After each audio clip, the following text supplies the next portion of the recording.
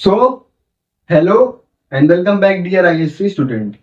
सो guys, आज की इस वीडियो में हम लोग बात करने वाले हैं क्लास 12 आईएससी का फिजिक्स का चैप्टर जिसका नाम है एटम्स। इसका हम लोग पार्ट 1 ऑलरेडी कर चुके हैं। ये हम लोग का पार्ट 2 होने वाला है।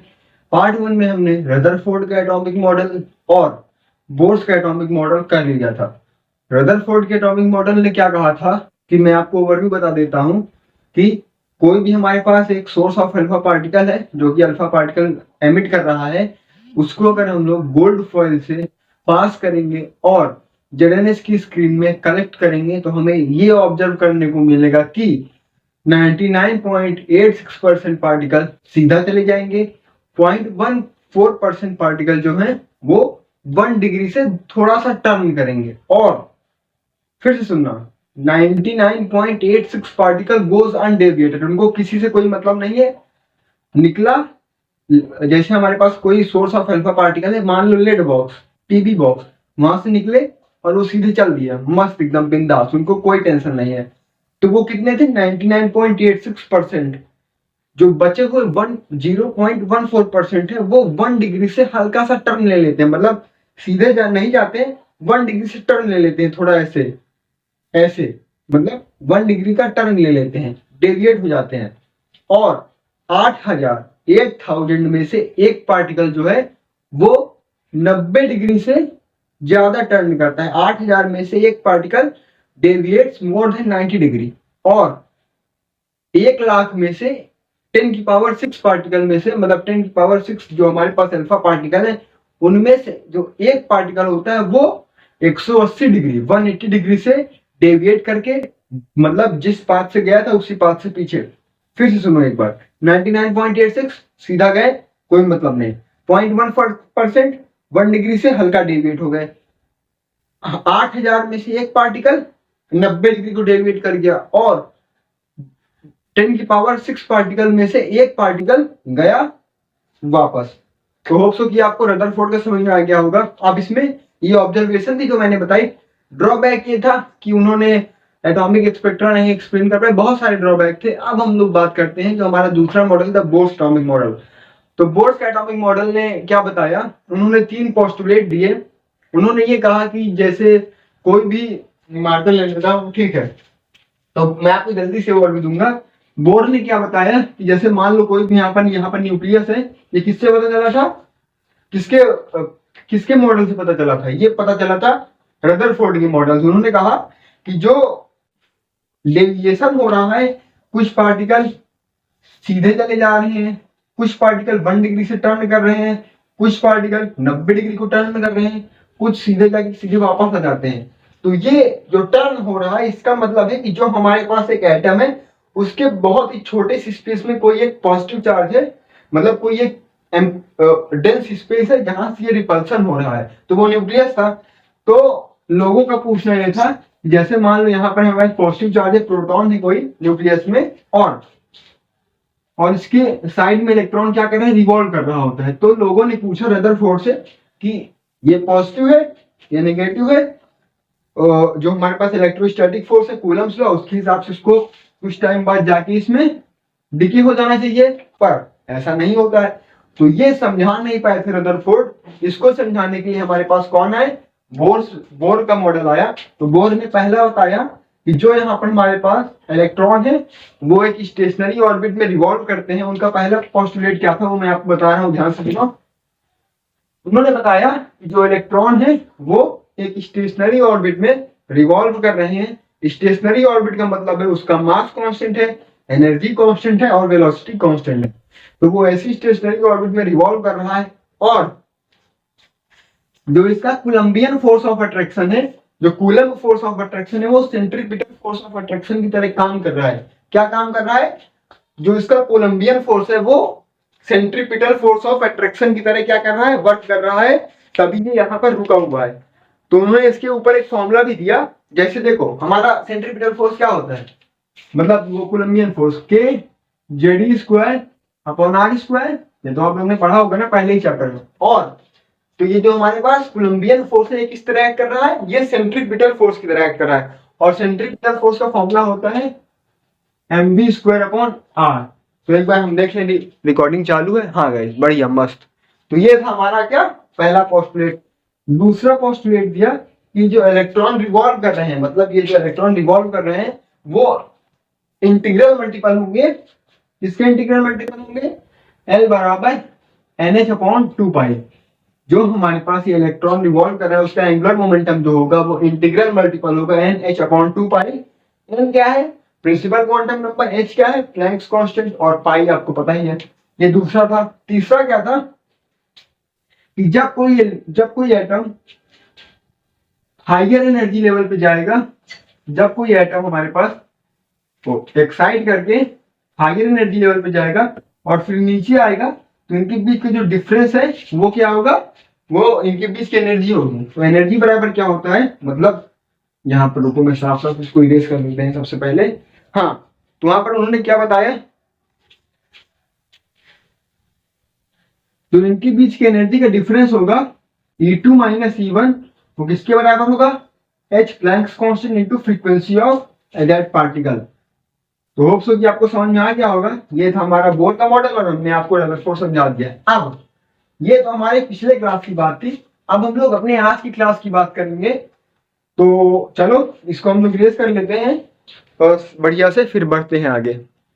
सो गाइस, अब हम लोग यहाँ पर बात कर लेते हैं। हमारा आज का टॉपिक जो है वो है हमारे पास डिस्टेंस ऑफ क्लोजेस्ट अप्रोच। क्या है हमारा topic? Distance of closest approach. इसका क्या मतलब होता है? कोई भी हमारे पास अल्फा पार्टिकल न्यूक्लियस के कितने करीब तक जाएगा उसका फॉर्मूला निकालते हैं हम लोग। इसको हम लोग डिनोट करते हैं R0 से। आपको पता है ये डिस्टेंस है, तो इसको हम लोग किससे डिनोट करते हैं? R0 से। R0 होता क्या है? वो होता है 2ZE²। इसको याद भी करना है। R0 क्या होता है? 2ZE² upon 4 pi epsilon not KE। ठीक है, होप सो कि आपको याद हो गया होगा। इसका कोई खास डेरिवेशन है नहीं, हम लोग डेरिवेशन नहीं करेंगे। हाँ, तो ये था हमारा फॉर्मूला किसका? Distance of closest approach. ये होता क्या है, मतलब कोई भी अल्फा पार्टिकल जो कि हमारे पास एक कोई सोर्स होगा अल्फा पार्टिकल से, वहां से जो पार्टिकल निकल रहा है वो न्यूक्लियस के कितने करीब तक जाएगा, वो होता है हमारे पास डिस्टेंस ऑफ क्लोजेस्ट अप्रोच। उसका फॉर्मूला मैंने आपको बता दिया है, इसको आप लोग लर्न कर सकते हैं। और आगे बढ़ते हैं। आगे देखो, इसमें 2 है। जेड क्या है हमारे पास? आपको पता ही है। E² क्या होता है ये भी आपको पता है। 4 पाई एप्सिलॉन नॉट क्या होता है ये भी आपको पता है। काइनेटिक एनर्जी सब ये आप लोगों ने पढ़ चुका है। कि हमारा आखिरी सिलेबस चल रहा है, अगर ये भी ना पता हो तो बेकार है। ठीक है, अब हम लोग इसको हाईलाइट कर देते हैं क्योंकि इंपॉर्टेंट है हमारे लिए। अब इसके बाद बात करते हैं एक और इंपॉर्टेंट पॉइंट की, वो है हमारे पास स्टेबल ऑर्बिट। स्टेबल ऑर्बिट क्या होता है? ठीक है, अब किसकी बात करते हैं? बात करते हैं स्टेबल ऑर्बिट। ये स्टेबल ऑर्बिट क्या होता है? तो अगर हम लोग बात करते हैं स्टेबल ऑर्बिट की, कि जैसे मान लो ये हमारे पास यहाँ पर न्यूक्लियस है और ये इलेक्ट्रॉन इसकी चारों तरफ रिवॉल्व कर रहा है वैसे ऐसे करके। ठीक है, तो ये आप समझ लो। ठीक है, ड्राइंग थोड़ी बढ़िया नहीं है हमारी।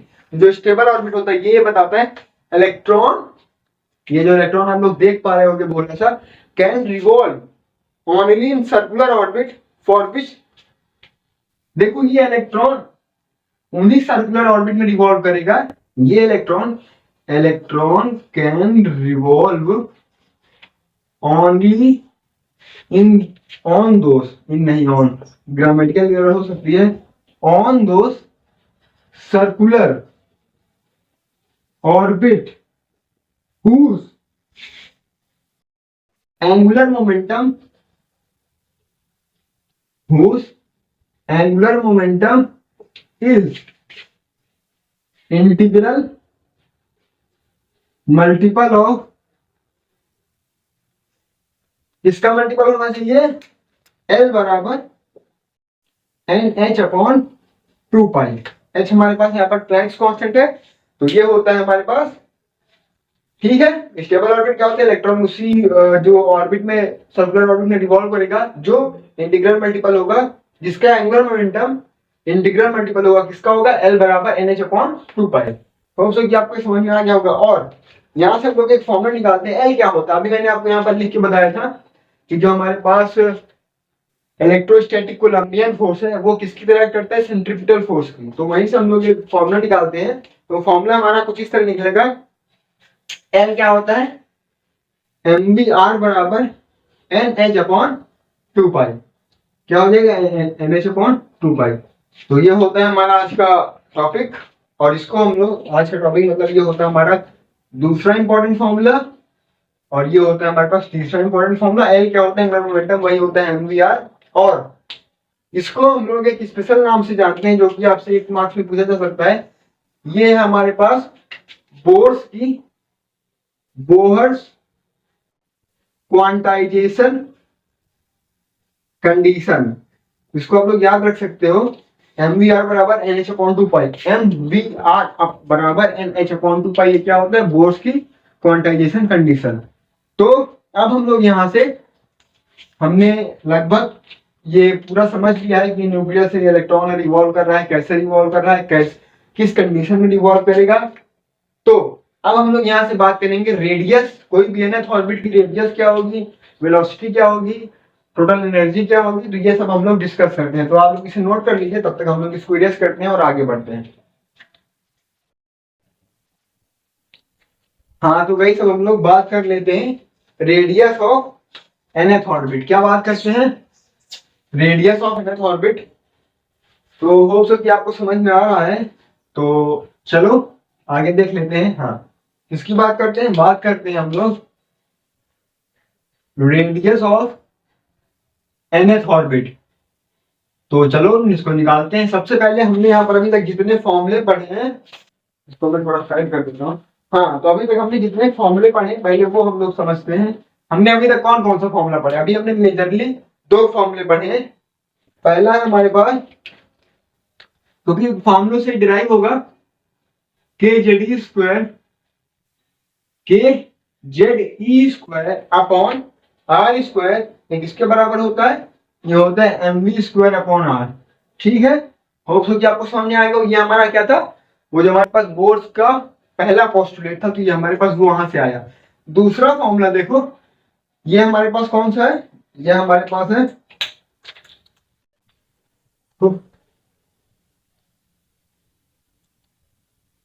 हाँ, तो ये हमारे पास कौन सा फॉर्मूला है, ये हमारे पास पहला फॉर्मूला है, इसको हम लोग इक्वेशन 1 मान लेते हैं। दूसरा फॉर्मूले की बात करें, दूसरा फॉर्मूला जो अभी हमने जस्ट पढ़ा, वो क्या पढ़ा था, अभी हमने जल्दी से बताओ, एम वी आर बराबर एन एच अपॉन 2 पाई। ये क्या था, बोर्स की quantisation condition, M V R बराबर एन एच अपॉन 2 पाई।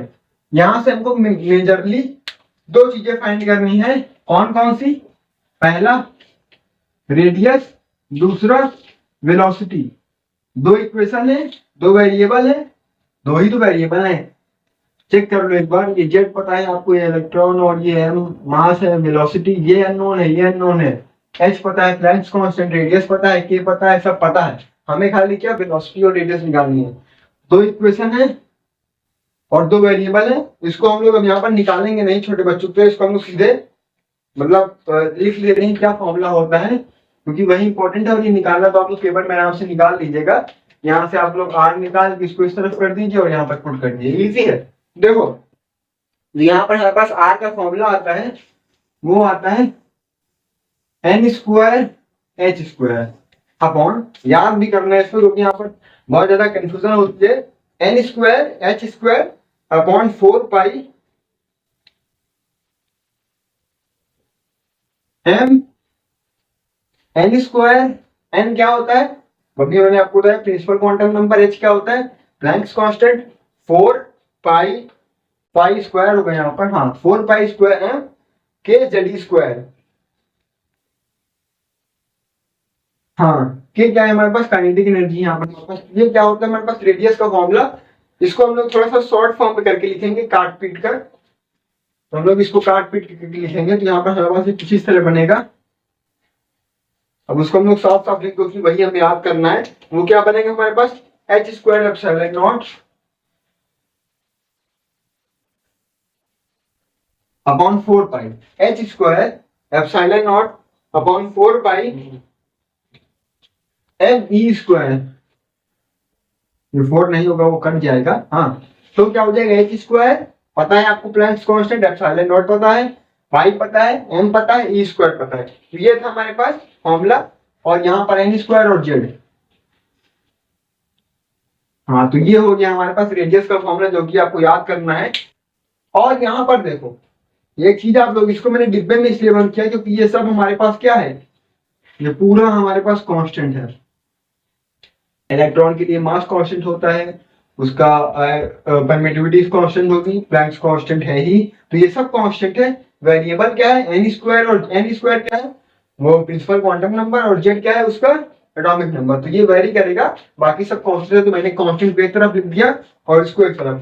यहाँ से हमारे पास एक बहुत ही ज्यादा इंपॉर्टेंट जो कि आपको कंप्यूटर लेना है, रेडियस ऑफ nth ऑर्बिट, वो क्या हो जाएगा, वो हो जाएगा हमारे पास 0 पॉइंट।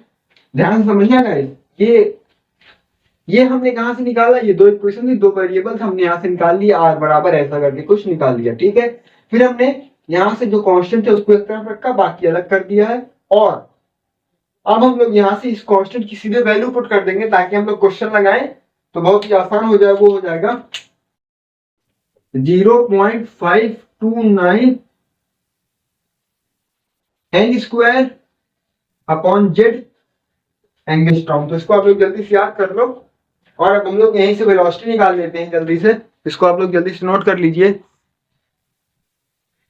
हाँ तो गाइस हम लोग यहाँ से क्या करते हैं, रेडियस हमें मिल चुका है, तो रेडियस को करते हैं side.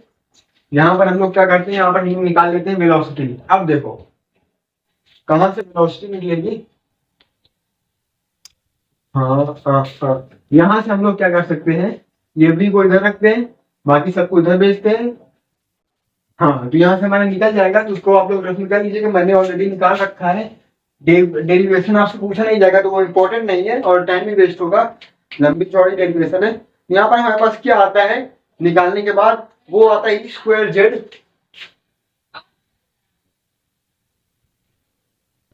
E square Z upon, E square आपको पता है, जेड पता है, अपॉन में क्या आएगा 2h एप्सिलॉन नॉट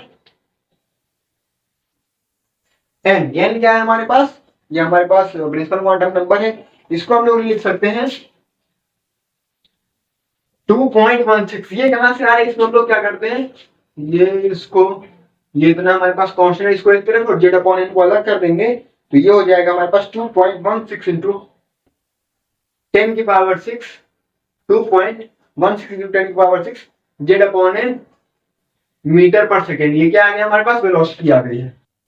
सिंपल सी बात है, यहाँ पर ई स्क्वायर की वैल्यू रखो, एच प्लैंक्स कांस्टेंट रखो, एप्सिलॉन नॉट रखो, कैलकुलेटर से निकाल लो, ये कांस्टेंट आ गया जेड अपॉन एन। ये हमने इसलिए आसान कर दिया ताकि पेपर में हम लोग इतनी कैलकुलेशन करोगे टफ हो जाएगा, उससे बढ़िया सीधे यहाँ पर ये जेड रखो, एन रखो, आंसर आ गया आपका। तो होप सो यहाँ पर आपको समझ में आ गया होगा। तो ये हो गया हमारा क्या, इसको आप लोग बोल सकते हो वेलोसिटी का कांस्टेंट, तो v बराबर v not into Z upon N metre पर second. So guys hope so कि आपको इतना समझ में आ गया होगा। तो आज की वीडियो के लिए बस इतना ही, पार्ट 2 हो गया हमारा, अब हम लोग इसका पार्ट 3 करेंगे, फिर अगले पार्ट में न्यूमेरिकल करेंगे। तो चलो मिलते हैं नेक्स्ट वीडियो में, तब तक के लिए ओके बाय।